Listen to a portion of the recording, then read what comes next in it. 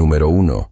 El Evangelio de María Magdalena. Pedro estalla, la acusa, le dice que Jesús nunca hablaría en privado con una mujer, que no merece ser escuchada, que sus palabras son inventadas. Ella acaba de enseñarles a los apóstoles cómo continuar.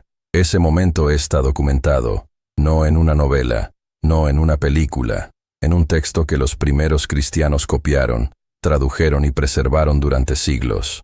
Un erudito alemán llamado Karl Reinhardt compró un códice de papiro copto en un mercado de antigüedades en El Cairo, en el año 1896. El manuscrito tenía páginas faltantes, páginas 1 a 6, desaparecidas, páginas 11 a 14, desaparecidas. Exactamente las secciones que habrían contenido el inicio del texto y sus pasajes más detallados. No fue publicado de forma completa hasta 1955, 59 años después de su adquisición. El texto que sobrevivió es conocido como el Evangelio de María. Sobrevive en 3 manuscritos fragmentarios: el Códice de Berlín, 8502, del siglo V, y 2 papiros griegos de Oxyrhynchus, el primero del siglo III temprano y el segundo del siglo III. El hecho de que existan copias en copto y en griego, en distintas regiones, significa que el texto circuló ampliamente por el Egipto cristiano, desde al menos el año 200 de la era común. Lo que dice el texto que sobrevivió es lo siguiente: los discípulos están asustados después de la ascensión de Jesús. María se levanta y los consuela. Pedro le pide que comparta las enseñanzas privadas que Jesús le había dado. Ella lo hace. Describe una visión en la que el alma asciende a través de 7 potencias cósmicas: la oscuridad, el deseo, la ignorancia, el celo de la muerte, el reino de la carne, la sabiduría necia de la carne y la sabiduría furiosa. Cada potencia intenta detener el alma. El alma las supera una a una. Cuando termina de hablar, Andrés dice que esas ideas le parecen extrañas. Pedro estalla. ¿Realmente el Salvador habló en privado con una mujer sin que nosotros lo supiéramos? ¿Debemos escucharla a ella por encima de nosotros? Luego aparece Levis, que defiende a María. El Salvador la conoce muy bien, por eso la amo más que a nosotros. Deberíamos avergonzarnos de nosotros mismos. La erudita Karen King, de la Universidad de Harvard, fecha la composición del texto original entre el año 120 y el año 180 de la era común. Eso lo hace contemporáneo del Evangelio de Juan, considerado canónico, y anterior a varios libros del Nuevo Testamento. La explicación oficial es clara. El Evangelio de María fue excluido porque refleja teología gnóstica tardía, no tradición auténtica de Jesús. Su énfasis en el conocimiento esotérico y las potencias cósmicas no corresponde a la enseñanza apostólica. La figura de María como maestra suprema es invención de sectas gnósticas, no memoria histórica. Los 4 evangelios canónicos la presentan como testigo fiel, pero nunca como maestra principal. Sin embargo, aquí están las preguntas que los eruditos continúan haciendo. Los 4 evangelios canónicos, de forma independiente, nombran a María Magdalena como la primera testigo de la resurrección. Pablo, en 1 Corintios capítulo 15, lista una serie de testigos de la resurrección: Pedro, los 12, 500 hermanos, Santiago, todos los apóstoles, y por último él mismo. María Magdalena no aparece en esa lista. ¿Por qué el hombre que en Romanos capítulo 16 llama a Febe diácona, a Priscila colaboradora y a Junia apostola, omite completamente a la primera testigo de la resurrección en su lista oficial? En el siglo IV, la tradición occidental reencuadró a María Magdalena. El Papa Gregorio el Grande, en el año 591, la identificó como la pecadora sin nombre de Lucas capítulo 7, algo que el texto no dice en ningún lugar. Esa interpretación dominó durante siglos sin base textual directa. El conflicto entre Pedro y María en el Evangelio no aparece una sola vez en textos no canónicos. Aparece en el Evangelio de María, en el Evangelio de Tomás, en el Evangelio de Felipe y en la Pistis Sophia. 4 textos independientes describen la misma tensión. La erudita Jane Schaberg argumenta que esa repetición no es invención temática de un solo grupo, sino memoria de un conflicto real en el movimiento cristiano primitivo sobre el liderazgo femenino, que había en las 10 páginas que faltan. Las páginas 1 a 6 habrían contenido el inicio del texto, y posiblemente las enseñanzas más detalladas de Jesús. Las páginas 11 a 14 corresponden a la sección de la visión cósmica. Nadie sabe si desaparecieron por deterioro natural o por algo más deliberado, porque no está en tu Biblia. La voz de María fue preservada, luego fue silenciada, luego fue redescubierta. Las preguntas que plantea todavía no tienen respuesta completa. Número 2. El libro de los jubileos. Dos comunidades, las dos judías, las dos devotas, las dos observando la misma Pascua, en días distintos. Eso no es un detalle administrativo. Significa que adoraban a Dios en momentos distintos, que vivían en tiempos sagrados distintos, que para cada una, la otra estaba literalmente equivocada sobre cuando Dios había ordenado que se celebrara la fiesta más importante del año. El texto que determinó esa fractura es uno de los más copiados de toda la colección de Qumran. Fue tratado como escritura autoritativa por una de las comunidades judías más letradas del Segundo Templo. Y luego, desapareció de todos los cánones de Occidente. El año es 150 antes de la Era Común. Un escriba judío está reescribiendo el Génesis, pero esta vez con fechas exactas, con calendarios precisos, con narradores angelicales y con una cronología completamente diferente a la que usa el Templo de Jerusalén. Entre los manuscritos del Mar Muerto, descubiertos en las cuevas de Qumran entre 1947 y 1956, se encontraron fragmentos de al menos 15 copias distintas del libro de los jubileos. Eso lo convierte en uno de los textos más copiados de toda la colección de Qumran. 15 copias fragmentarias en hebreo fueron encontradas en las cuevas designadas como 4Q 216 hasta 228. La datación paleográfica y por radiocarbono coloca los fragmentos más antiguos entre el 125 y el 100 antes de la Era Común. El documento de Damasco, también encontrado en Qumran, referencia el libro de los jubileos por nombre como texto autoritativo. El contenido del libro es una retelling del Génesis capítulo 1 hasta Éxodo capítulo 12. Está dividido en 49 periodos jubilaeos de 49 años cada uno, sumando 2450 años desde la creación hasta el monte Sinai. Proporciona fechas exactas para cada evento. El diluvio ocurrió en el mes 2, día 17, año 1307 desde la creación. La creación misma ocurrió el primer día del primer mes. Pero el elemento más radical del texto no es su precisión cronológica, es su calendario. El libro de los jubileos promueve un calendario solar de 364 días, dividido exactamente en 52 semanas y 4 estaciones de 91 días cada una. El Templo de Jerusalén usaba un calendario lunar de 354 días. La diferencia no es administrativa, es existencial.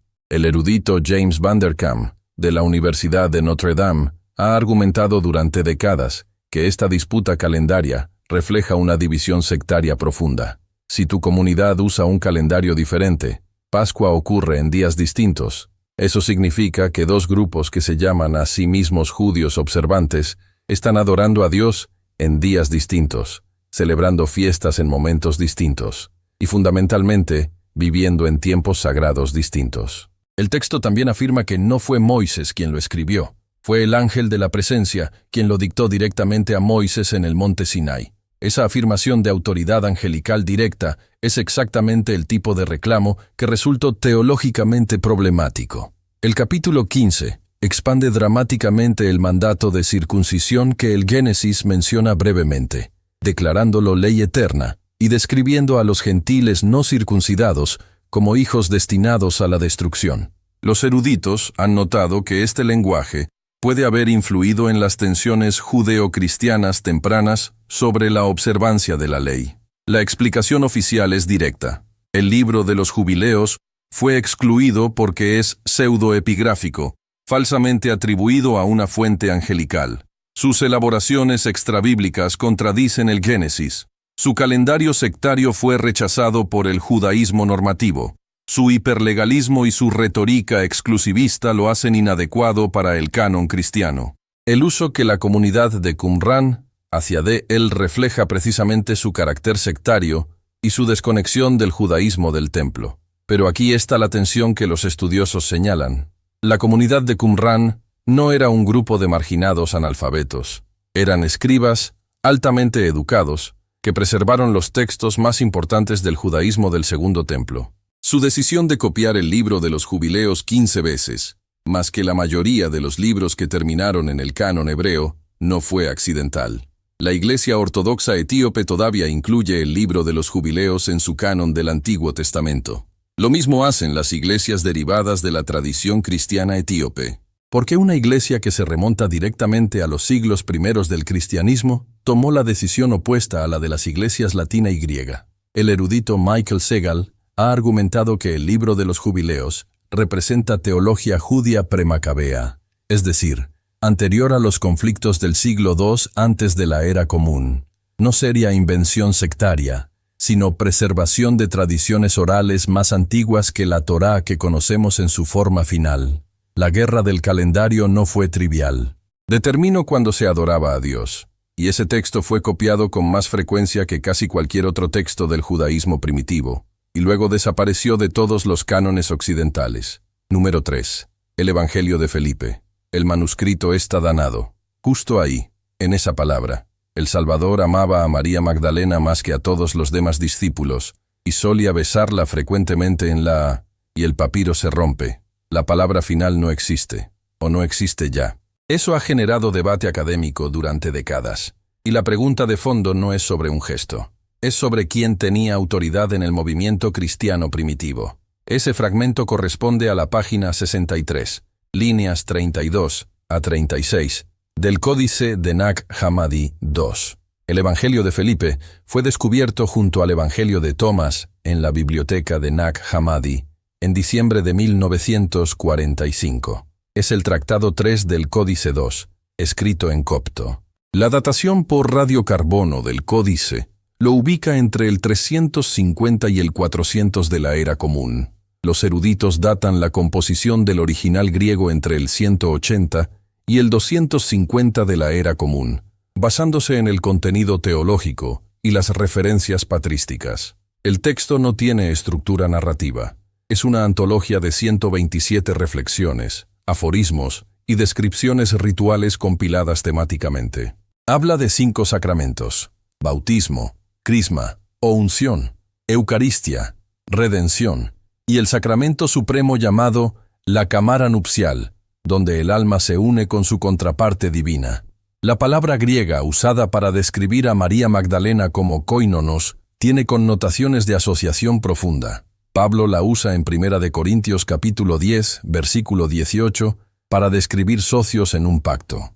La erudita April de Koenig, de la Universidad de Rice, argumenta que el beso descrito en el texto es sacramental, no romántico. Los primeros cristianos se besaban como saludo ritual, documentado en Romanos capítulo 16, versículo 16, y en 1 Corintios capítulo 16. Pero otros eruditos señalan que la pregunta de los demás discípulos, ¿por qué la amas más que a todos nosotros?, resulta extraña si se trata simplemente de un gesto de bienvenida ritual. Esa expresión de celos ante un saludo ceremonial parece desproporcionada. El texto contiene además esta declaración cosmológica: grande es el misterio del matrimonio, porque sin él el mundo no existiría. Ahora, la existencia del mundo depende de los humanos, pero la existencia de los humanos depende del matrimonio. Eso es del capítulo 64, versículos 31 a 32. Epifanio de Salamina, que vivió entre el 315 y el 403 de la era común, condenó a grupos que él llamaba gnósticos y que usaban textos que enfatizaban a María Magdalena y rituales de unión sagrada. Sus descripciones han llevado a algunos eruditos a preguntar si estaba referenciando tradiciones como las del Evangelio de Felipe. La posición oficial es clara. El Evangelio de Felipe es teología gnóstica tardía sin valor histórico sobre Jesús o María Magdalena. El lenguaje de koinonos refleja metáfora espiritual sobre la unión del alma con lo divino, no una relación física. La imagen de la cámara nupcial es simbolismo gnóstico. Fue correctamente excluido como heresia, y su mensaje principal, que la salvación viene a través del conocimiento y la unión espiritual directa y no a través de la mediación sacramental de la Iglesia, Era incompatible con el sistema teológico que estaba siendo consolidado en los siglos III y IV. La tensión que persiste es esta. 3 textos no canónicos independientes, el Evangelio de Felipe, el Evangelio de María y la Pistis Sophia, todos retratan a María Magdalena en el mismo rol, la discípula más cercana a Jesús, con quien los demás discípulos varones tienen tensión por celos de autoridad. 3 fuentes independientes describiendo el mismo conflicto no es un patrón que los historiadores puedan ignorar fácilmente. La erudita Karen King argumenta que la imagen de la cámara nupcial usa el lenguaje del matrimonio para subvertir las jerarquías patriarcales, no para afirmarlas. El matrimonio verdadero en el texto es igualdad espiritual entre socios divinos. Y la pregunta que persiste, ¿por qué el manuscrito está danado exactamente en la palabra que más importa? Número 4. El Apocalipsis de Pedro. Blasfemos colgados de sus lenguas sobre fuego eterno. Asesinos en una fosa de reptiles venenosos. Adúlteros suspendidos de sus cabellos sobre barro hirviente. Esto no es Dante. Dante escribió en el siglo XIV.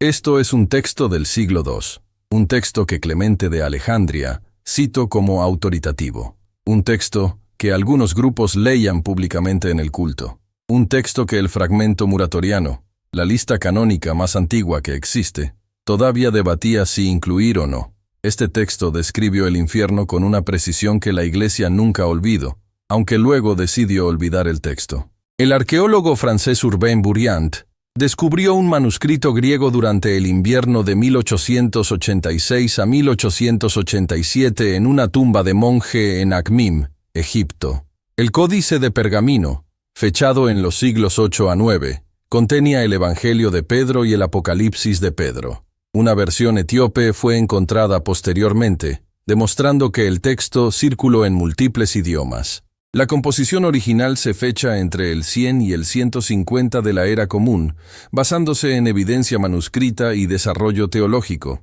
Eso lo ubica entre los textos cristianos más tempranos que existen, contemporáneo de la redacción final de varios libros del Nuevo Testamento. El fragmento muratoriano, la lista más antigua conocida de libros del Nuevo Testamento, fechada aproximadamente entre el 170 y el 200 de la era común, menciona el Apocalipsis de Pedro entre los libros disputados y anota que algunos de nosotros no queremos que sea leído en la Iglesia. Esa nota es crucial. Implica que otros si lo leían en el culto. Clemente de Alejandría, que vivió entre el 150 y el 215 de la era común, lo cito como texto autoritativo. Sosomeno, historiador eclesiástico del siglo V, escribió que todavía era leído públicamente en algunas iglesias de Palestina durante el Viernes Santo. El contenido del texto es el siguiente. Pedro le pide a Jesús que le muestre el destino de los justos y de los pecadores.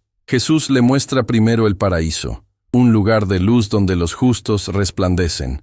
Luego le muestra el infierno. Las descripciones son específicas. Cada castigo corresponde exactamente al pecado cometido. El que mató es asesinado eternamente. El que causó hambre es atormentado por hambre. El que persiguió a los justos es perseguido sin descanso. El erudito Richard Bauckham, de la Universidad de St. Andrews, ha argumentado que el Apocalipsis de Pedro representa tradición apocalíptica cristiana temprana, en paralelo al libro de Apocalipsis de Juan, ambos intentando consolar a creyentes perseguidos, prometiendo justicia divina. La especificidad de los castigos no es sadismo, es teodicea. Cada castigo se ajusta perfectamente al crimen, mostrando un orden moral cósmico. El erudito Dennis MacDonald ha argumentado que el Apocalipsis de Pedro influyó directamente en la Divina Comedia de Dante Alighieri, escrita en el 1320, particularmente en la estructura del infierno donde el castigo corresponde al pecado.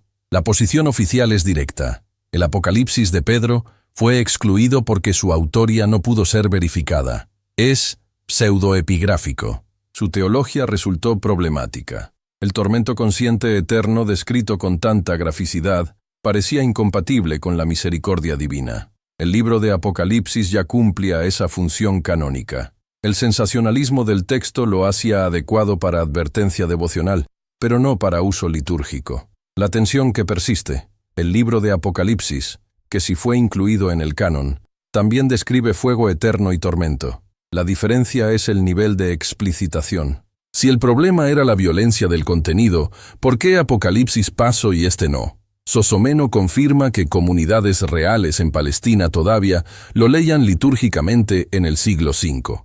Eso no es material marginal, es texto principal que fue siendo gradualmente desplazado. Y la Iglesia cristiana etíope lo incluyó en su canon hasta el siglo VI. ¿Por qué una tradición cristiana que se remonta a los primeros siglos tomó una decisión tan distinta a la de las iglesias latina y griega? Número 5. Los hechos de Pablo y Tecla. Tiene 14 años. Está prometida. Y está escuchando por una ventana. Lo que escucha la destruye. O la libera. Depende de quien cuente la historia. Rompe el compromiso. Rechaza al novio. Sigue al predicador. Predica ella misma. Se bautiza sola, en una arena, rodeada de bestias. Las primeras comunidades la veneraron como santa apóstola. El siglo IV declaró que su historia era pura ficción. Los hechos de Pablo y Tecla circularon originalmente como parte de los hechos de Pablo más amplios, compuesto en Asia Menor alrededor del 160 de la Era Común. Tertuliano, escribiendo alrededor del 200 de la Era Común, los condenó en su tratado sobre el bautismo, lo que prueba que eran suficientemente populares como para requerir refutación explícita. Manuscritos en siriaco, copto, armenio y griego del siglo IV al VI demuestran su distribución geográfica amplia. El erudito Dennis MacDonald fecha la composición entre el 160 y el 170 de la Era Común, basándose en análisis literario. La narrativa es la siguiente. Tecla escucha a Pablo predicar la virtud de la castidad. Rompe su compromiso con Tamiris. Su madre y su prometido la denuncian. Es condenada a la hoguera, pero una lluvia milagrosa la salva. Sigue a Pablo a Antioquía. Un noble sirio llamado Alejandro intenta poseerla por la fuerza. Ella lo rechaza públicamente, humillándolo. Es condenada a morir en la arena con bestias salvajes. En ese momento declara, «En el nombre de Jesucristo, en mi último día, yo misma me bautizo», y salta a un estanque de agua en la arena. Esa autobautización es el punto teológicamente más explosivo del texto. Tecla no espera a ningún mediador masculino. No espera a un sacerdote. No espera a Pablo. Se administra el sacramento a sí misma. La condena de Tertuliano es reveladora. Cita textualmente, «Si ciertos escritos atribuidos falsamente a Pablo son usados para justificar que las mujeres enseñen y bauticen, que sepan que un presbítero de Asia compuso ese documento». Él fue removido de su oficio. Lo que Tertuliano está describiendo es lo siguiente.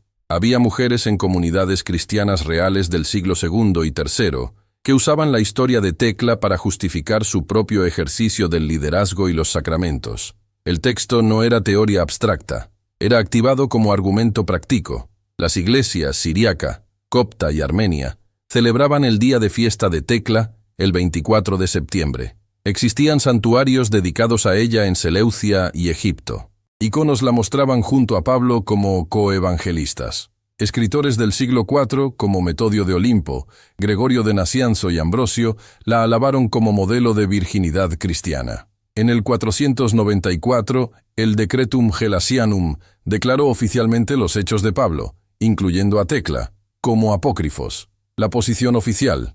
Los hechos de Pablo y Tecla fueron rechazados porque son ficción, no historia. Tertuliano mismo confirmó que fue escrito por un presbítero entusiasta, no por Pablo ni por testigos oculares. Su teología de ascetismo extremo contradice las enseñanzas balanceadas de Pablo en 1 Corintios capítulo 7. La autoridad de Tecla para enseñar y bautizar viola los mandatos apostólicos sobre el silencio de las mujeres en la iglesia. La erudita Karen Jo Torgersen, de Claremont Graduate University, ha argumentado que las mujeres en el cristianismo primitivo sostuvieron roles de liderazgo que fueron sistemáticamente borrados a medida que la Iglesia se institucionalizó en los siglos II y III.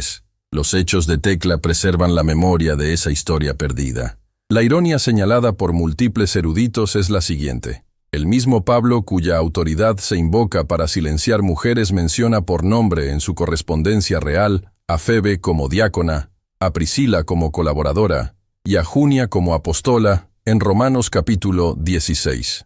Si el Pablo histórico trabajaba con colaboradoras femeninas, ¿Por qué los textos que muestran mujeres en roles activos fueron los que terminaron siendo llamados herejía? Tecla se bautizó sola en una arena. Eso no necesitaba sacerdote, no necesitaba jerarquía, no necesitaba ninguna estructura institucional. La pregunta que eso plantea no era teológicamente cómoda para una iglesia que estaba construyendo una estructura de autoridad sacramental exclusivamente masculina y que definía su poder precisamente por ser el único canal válido de los sacramentos.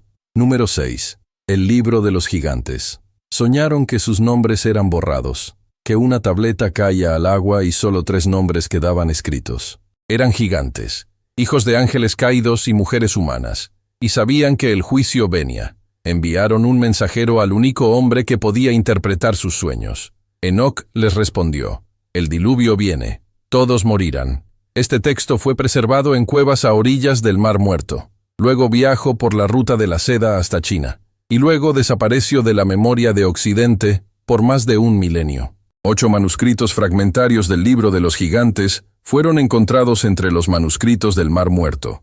Los fragmentos están designados como 4Q 203, 4Q 530 a 533 y 6Q8, descubiertos en las cuevas de Qumran entre 1947 y 1956. La datación paleográfica los ubica entre el 50 antes de la Era Común y el 50 de la Era Común. Una versión del libro de los gigantes fue encontrada en Turpan, en lo que hoy es el noroeste de China, en manuscritos manicaeos del siglo IV al V, de la Era Común, en persa medio y en sogdiano. El maniqueísmo, fundado por Mani en el siglo III de la Era Común, incluía el libro de los gigantes en su propio canon sagrado. Un texto judío de Judea viajó a lo largo de la ruta de la seda y fue adoptado como escritura sagrada por una religión mundial en Asia Central. El contenido del texto es el siguiente. Los gigantes multiplican la violencia en la tierra. Tienen sueños proféticos de destrucción. Un gigante sueña con un jardín donde árboles que representan a los vigilantes y sus hijos gigantes son talados, excepto 3. Envían a un mensajero llamado Mahawai a encontrar a Enoc, que había ascendido al cielo. Enoc envía de regreso tabletas que declaran su condena. Los gigantes pelean entre sí. Llega el diluvio. El texto nombra gigantes específicos: Ojya, Jajya, Mahawai, Gilgamesh, Humbaba. Los 2 últimos son nombres directos de la tradición épica mesopotámica. La erudita Annette Yoshiko Reed, de la Universidad de Nueva York, ha señalado que esa conexión sugiere que el libro de los gigantes enlaza tradiciones judaicas con la memoria épica de Mesopotamia, posiblemente reflejando capas de tradición oral muy antiguas. Génesis capítulo 6, versículo 4, menciona a los Nefilim. Había gigantes en la tierra en aquellos días, pero nunca explica quiénes eran exactamente. Nunca describe qué pasó con ellos. El libro de los gigantes llena ese espacio narrativo, sugiriendo que la historia fue en algún momento más completa, más larga y más ampliamente conocida. La posición oficial. El libro de los gigantes fue excluido porque es mitología elaborada basada en Génesis 6, sin valor histórico o teológico. Su conexión con la literatura enocica, ya rechazada, lo descalificó.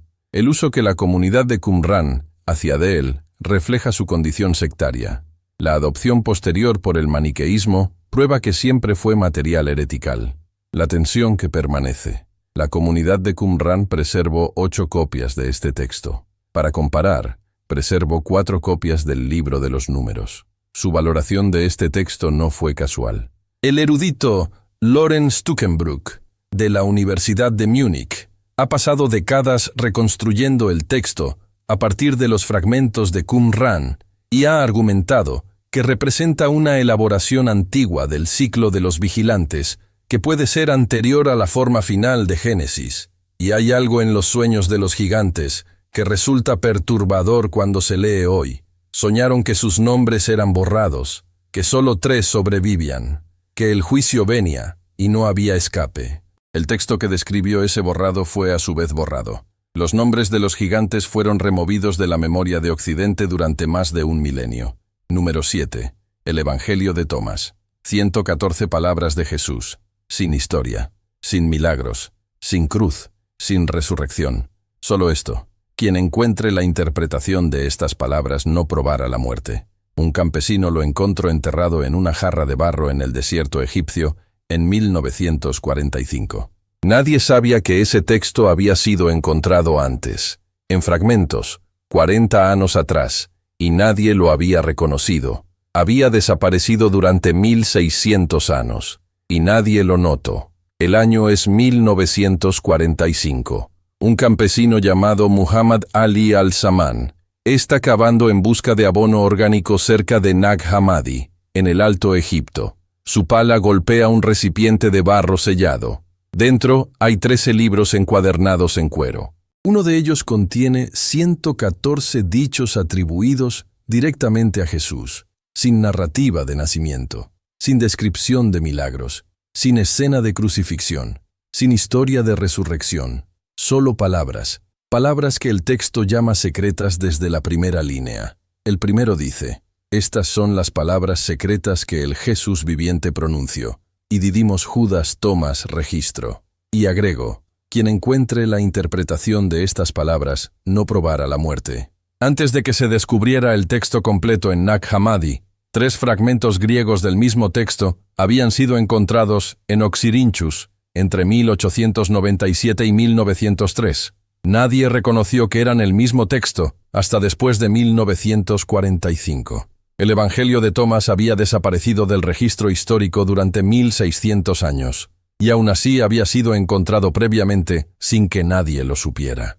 El códice copto de Nag Hammadi está fechado alrededor del 350 de la Era Común. Los papiros griegos de Oxyrhynchus están fechados entre el 200 y el 250. Los eruditos Helmut Koester, de Harvard, y James Robinson, de Claremont Graduate University, argumentaron que algunos de los dichos pueden ser anteriores a los evangelios canónicos, particularmente aquellos que corresponden a la fuente hipotética, Q. El dicho 20, sobre la semilla de mostaza, tiene paralelo en Marcos capítulo 4. El dicho 54, bienaventurados los pobres, puede representar una versión anterior a Lucas capítulo 6 versículo 20. El dicho 82 dice, quien esté cerca de mí está cerca del fuego. Este dicho aparece citado por Origen, padre de la Iglesia, como una declaración auténtica de Jesús, pero no aparece en ningún evangelio canónico. El texto no tiene estructura narrativa. No hay historia del nacimiento, ni bautismo, ni tentación, ni pasión. Solo la colección de dichos. Los eruditos han debatido si esa ausencia de narrativa indica extrema antigüedad. Una colección de tradiciones orales anterior a que el género evangelio se desarrollara, o si indica elaboración temática tardía. El dicho 77 dice, soy la luz que está sobre todas las cosas. Soy el todo. De mi todo vino, y a mi todo ha llegado. Parte un trozo de madera, y yo estoy ahí. Levanta una piedra y me encontrarás ahí. El padre de la Iglesia Hipólito condenó el Evangelio de Tomás por nombre alrededor del 220 de la Era Común. Origen, que vivió entre el 185 y el 254, lo listo entre los textos rechazados. Eso significa que la Iglesia primitiva lo conocía y activamente lo suprimía. La posición oficial, el Evangelio de Tomás fue excluido porque refleja teología gnóstica tardía, no tradición auténtica de Jesús. Su falta de narrativa, su énfasis en el conocimiento secreto sobre la fe y la ausencia de teología de crucifixión lo descalificaron.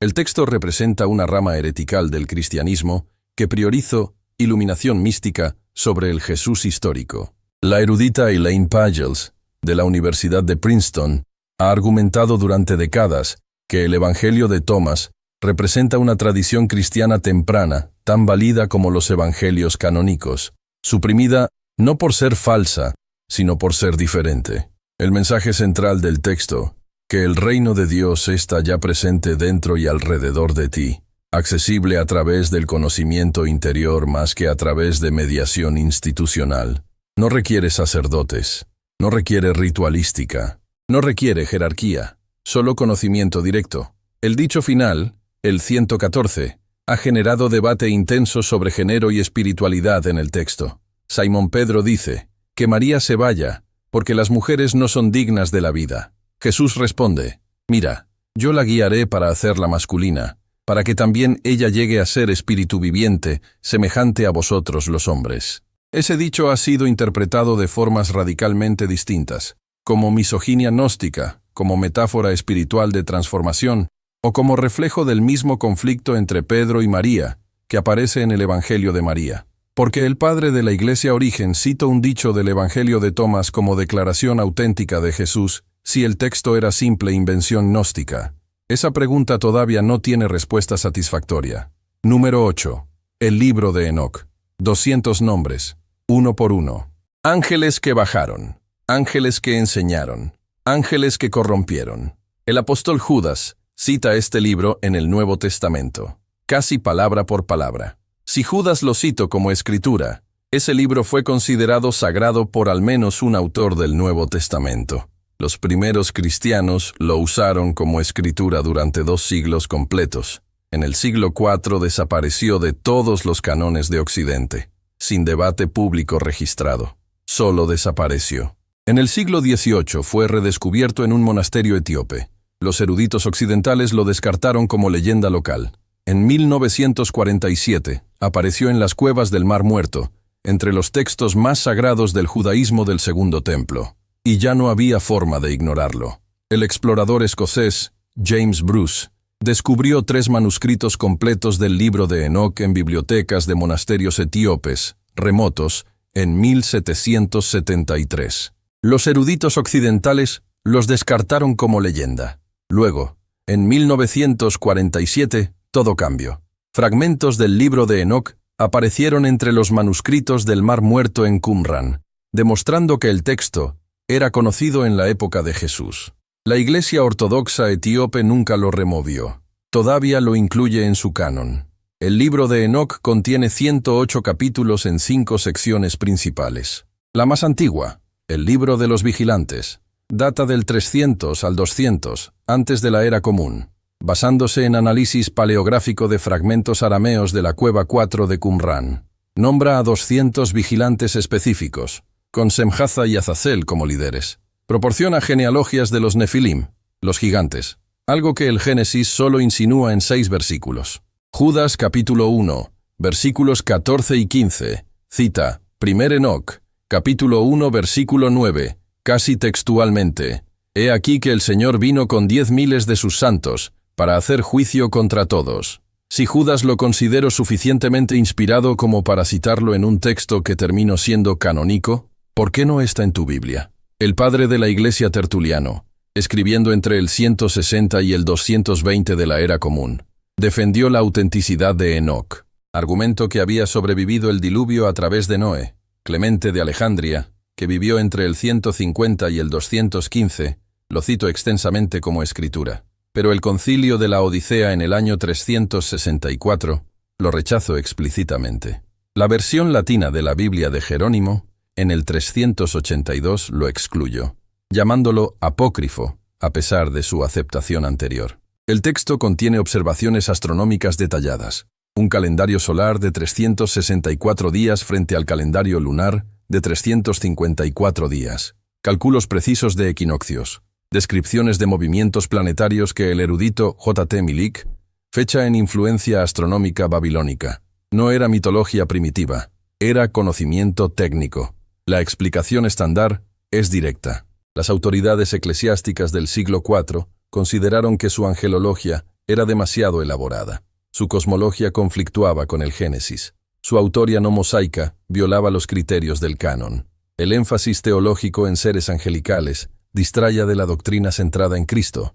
Los concilios posteriores formalizaron el canon hebreo, que nunca incluyó la literatura enosica. Pero hay una paradoja que los eruditos continúan señalando. El texto es citado como escritura en el propio Nuevo Testamento canónico. Los padres de la Iglesia lo citaron como autoritativo durante 2 siglos completos, antes de que los concilios del siglo IV lo rechazaran. ¿Qué cambió exactamente entre el año 200, cuando Clemente de Alejandría lo citaba como escritura, y el año 382, cuando Jerónimo lo excluyó de la Vulgata?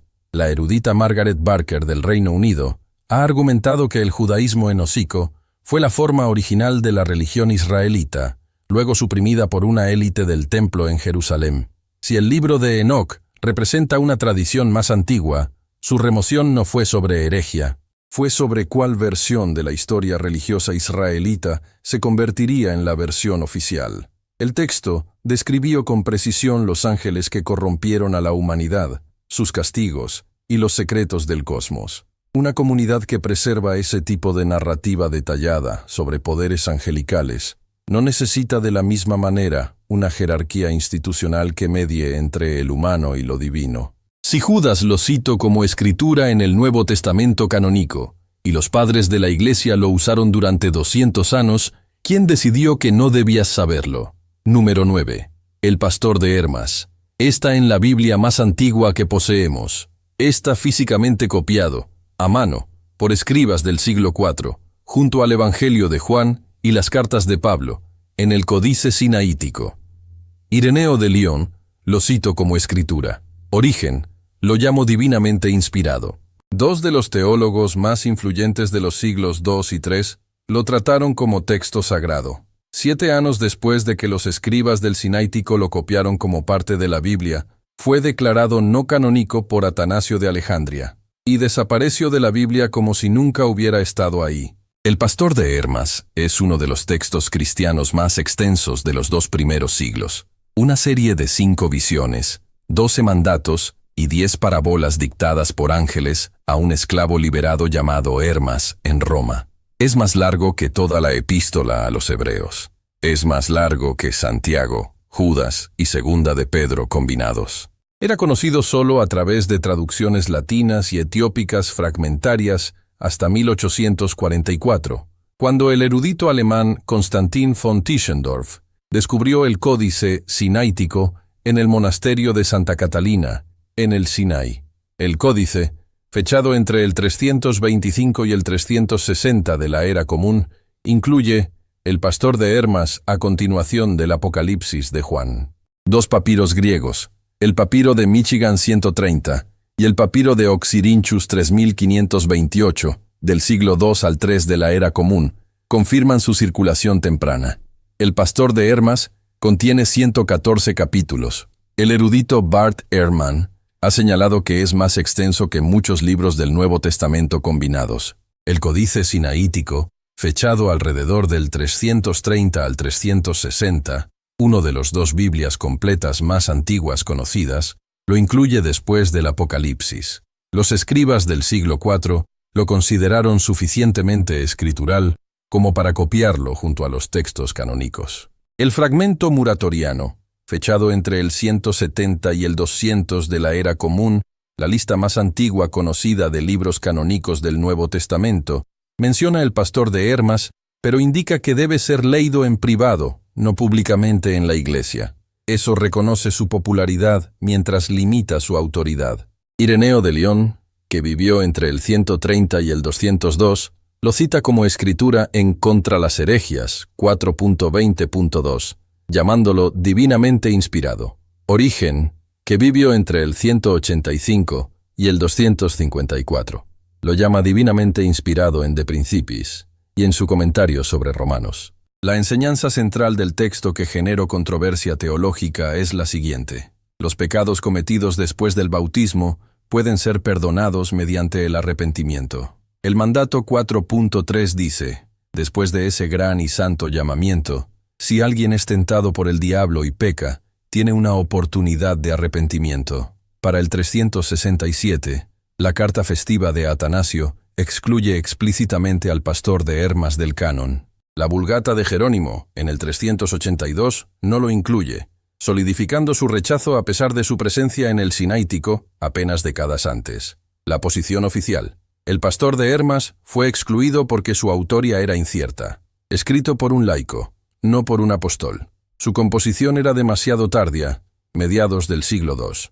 Su teología sobre el arrepentimiento después del bautismo fue considerada demasiado permisiva. Mientras fue lectura devocional popular, le faltaba autoridad apostólica. La distinción del fragmento muratoriano, léelo en privado, pero no públicamente, refleja ese consenso.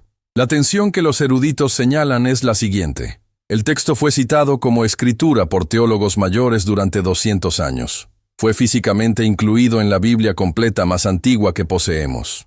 Si la autoría apostólica era el criterio, ¿por qué Hebreos está en el canon cuando su autor es anónimo? ¿Por qué Marcos, escrito por un no apóstol, está incluido pero el pastor de Hermas no?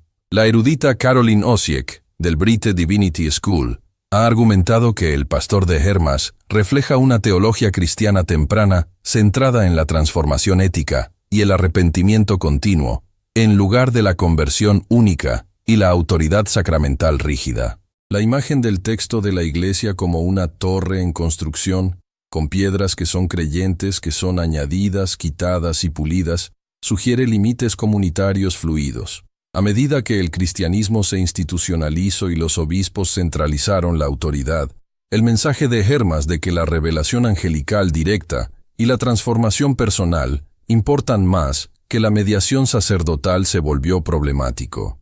El texto era demasiado misericordioso. Proponía que el pecado posbautismal tenía remedio. Una iglesia que basaba parte de su autoridad en el control del acceso al perdón necesitaba una doctrina diferente. Una doctrina que hiciera que el acceso a la gracia dependiera de la estructura institucional y no simplemente del arrepentimiento personal ante Dios. Lo que cambia entre el año 360, cuando los escribas del Sinaítico lo copian como parte de la Biblia, y el año 367, cuando Atanasio lo excluye, es exactamente el periodo en que el cristianismo se convierte en religión oficial del Imperio Romano. La coincidencia es al menos digna de nota. Número 10. El Evangelio de Judas. En la última cena, Jesús se inclina hacia el único discípulo que realmente comprende y le dice: «Tú me exceders a todos ellos». Ese discípulo es Judas. No lo traiciona. Cumple una misión que Jesús mismo le asignó en privado. Esta versión de la historia estuvo perdida 1800 años. Luego pasó años deteriorándose en una caja fuerte en Long Island. Y cuando finalmente fue publicada, en 2006, la reacción del mundo fue inmediata. En 1978, campesinos descubrieron un códice copto en una cueva de piedra caliza cerca de El Minya, en Egipto. El papiro de 66 páginas pasó por manos de tratantes de antigüedades en el mercado negro durante años, pasando un tiempo en una caja fuerte en Long Island, donde se deterioró gravemente. Para cuando los eruditos lo examinaron en 2001, se había fragmentado en miles de piezas. Rudolf Kasser dirigió un equipo que pasó 5 años reconstruyéndolo y traduciéndolo. National Geographic lo publicó en abril de 2006, calificándolo como uno de los descubrimientos bíblicos más significativos de los últimos 60 años. El Evangelio de Judas contiene 26 páginas en copto, con datación por radiocarbono del 280 de la Era Común, más o menos 60 años. El resultado fue publicado en la revista Radiocarbon en 2006. El análisis paleográfico confirma escritura del siglo III al IV. Ireneo de Lyon condenó este evangelio por nombre en contra las herejías alrededor del 180 de la Era Común. Escribió que afirman que Judas, el traidor, estaba completamente informado de estas cosas, y que solo él, conociendo la verdad como ninguno de los demás, realizó el misterio de la traición. Eso prueba que el texto existía ya en el 180 de la Era Común. La narrativa retrata a los 12 discípulos como adoradores de un dios falso, el demiurgo. Solo Judas recibe revelación secreta de Jesús. Jesús le dice a Judas: «Aléjate de los demás, y yo te diré los misterios del reino». En una inversión teológica radical, Jesús explica que la muerte física libera el espíritu divino atrapado en la carne. El acto de Judas es en realidad el servicio supremo, liberando el espíritu de Jesús de la prisión del cuerpo. El texto es explícitamente gnóstico. Identifica al Dios creador del Génesis como Saklas, que en arameo significa necio, y como Yaldabaoth, seres divinos inferiores.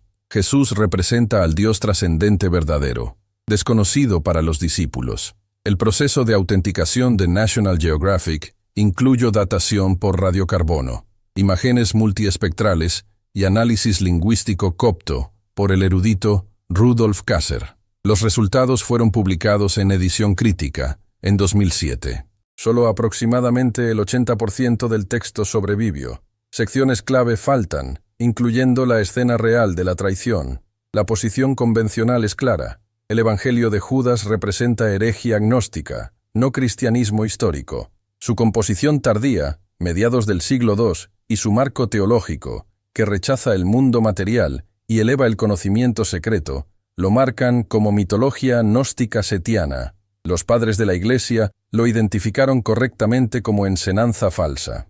Su retrato de Judas contradice los 4 evangelios canónicos y el testimonio unánime de la tradición cristiana primitiva. Pero que Ireneo lo condene en el 180 significa que el evangelio circulaba lo suficientemente amplio como para amenazar la ortodoxia dentro de 150 años de la muerte de Jesús. La erudita April de Koenig, de la Universidad de Rice, ha argumentado que el Evangelio de Judas en realidad no rehabilita a Judas, sino que lo condena aún más. Él sirve a un Dios demoníaco, no al Dios verdadero. Pero otros como Elaine Pagels ven en él un intento de los primeros cristianos de enfrentar un problema de teodicea que el canon nunca resolvió limpiamente. La pregunta es esta: si la salvación requería la muerte de Jesús, y si esa muerte fue planeada por Dios desde la eternidad, ¿cómo puede Judas, el agente necesario de ese plan, ser condenado? Los 4 evangelios canónicos nunca resuelven esa paradoja. Simplemente convierten a Judas en el villano. El Evangelio de Judas hace exactamente esa pregunta, y la Iglesia naciente no tenía una respuesta que mantuviera la coherencia moral de su sistema teológico. Quizás el texto no fue suprimido porque hiciera afirmaciones falsas. Quizás fue suprimido porque hizo preguntas que no tenían respuesta cómoda dentro del sistema teológico que la Iglesia estaba construyendo. Un sistema que necesitaba que Judas fuera solo el villano, porque si no lo era, la narrativa entera sobre la culpa, el sacrificio y la redención se complicaba de maneras que las autoridades eclesiásticas nacientes preferían no enfrentar públicamente. Y el 20% del texto que falta incluye la escena de la traición en sí misma. Nadie sabe lo que decían esas páginas. Conclusión: 10 textos, siglos distintos, geografías distintas, agendas teológicas distintas.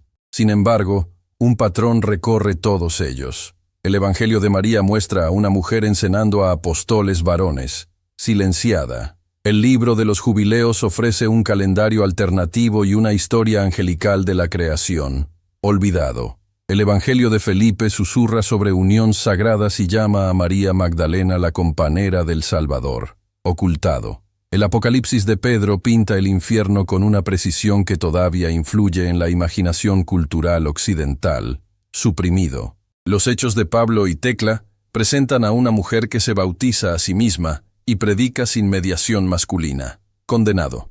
El libro de los gigantes narra la historia de los Nefilim desde su propio punto de vista. Desvanecido. El Evangelio de Tomás preserva 114 dichos de Jesús que algunos eruditos consideran anteriores a los evangelios canónicos. Borrado. El libro de Enoc nombra a los ángeles caídos, describe sus castigos y revela un cosmos que los primeros discípulos de Jesús tomaban literalmente. Eliminado. El pastor de Hermas prometía misericordia continua y arrepentimiento después del bautismo, y fue incluido en la Biblia más antigua que poseemos. Rechazado. El Evangelio de Judas pregunta si el agente necesario del plan divino puede ser simultáneamente el villano de la historia. Enterrado. La explicación convencional es directa. Estos textos fueron rechazados porque eran tardios, pseudoepigráficos, teológicamente deficientes o históricamente inexactos. Los concilios de la Iglesia tomaron decisiones cuidadosas y guiadas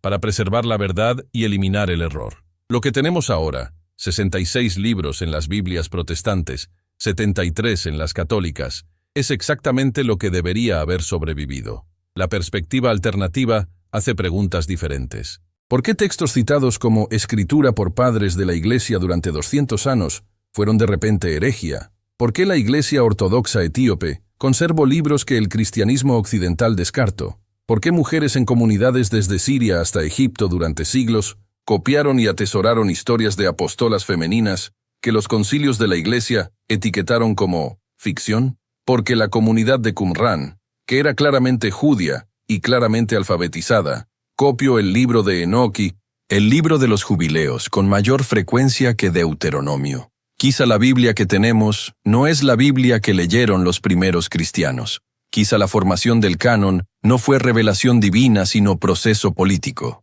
Concilios eligiendo qué voces amplificar y cuáles silenciar. Los textos que sobrevivieron tienden a apoyar la jerarquía institucional, la autoridad sacerdotal y el liderazgo masculino. Los textos que fueron removidos tienden a potenciar la revelación individual, la enseñanza femenina y las cosmologías alternativas. La mayoría de las personas acepta el canon tal como viene. Confía en que lo que está dentro merecía estar, y lo que fue excluido merecía ser excluido. Pero algunas personas se dan cuenta de que alguien decidió, y quien decide el canon, decide el pasado, y a través del pasado, controla el futuro. No estamos diciendo que cada texto rechazado pertenece a la Biblia. Estamos diciendo que mereces saber que existieron, lo que decían, y porque las personas que los borraron consideraron que era necesario hacerlo. Los textos fueron removidos, pero los egipcios enterraron jarras selladas en acantilados del desierto. Los esenios escondieron pergaminos en cuevas de caliza, en las orillas del Mar Muerto. Los monjes etíopes copiaron códices en monasterios en las montañas de Tigray y Gojam. Y los campesinos cavan en busca de abono y encuentran bibliotecas enteras. Los exploradores suben a monasterios y encuentran Biblias completas que nadie en Occidente recordaba que existían. Los arqueólogos excavan cuevas en el desierto de Judea y encuentran el mundo intelectual y espiritual que existía antes de que alguien en un concilio del siglo IV decidiera lo que debía ser recordado y lo que debía ser olvidado. No puedes enterrar permanentemente las preguntas. No puedes sellar permanentemente las jarras. No puedes esconder para siempre los pergaminos en las cuevas. Eventualmente, alguien cava. Eventualmente, la luz entra. Eventualmente, las voces regresan y se hacen escuchar de nuevo. Los textos fueron removidos. Las preguntas permanecen.